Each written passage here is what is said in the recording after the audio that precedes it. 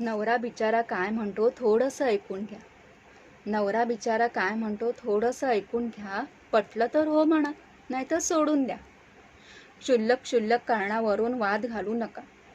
क्षुल्लक क्षुल्लक कारणावरून वाद घालू नका. घरातल्या मोठ्या माणसांना चढचढ बोलू नका.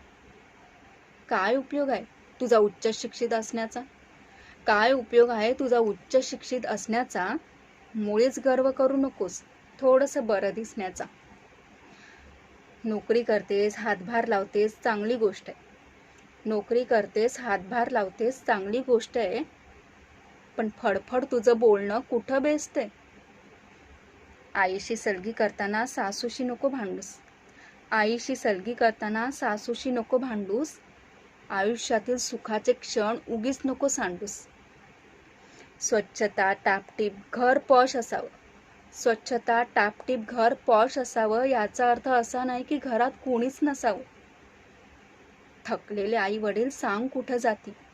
थकलेले आई वडील सांग कुठं जातील. आज ना उद्या ते मुलाकडेच तर येतील.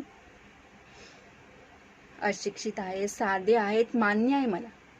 अशिक्षित आहे, साधे आहे, मान्य आहे मला. याचा अर्थ असा नाही की त्यांना घालून पाडून बोला.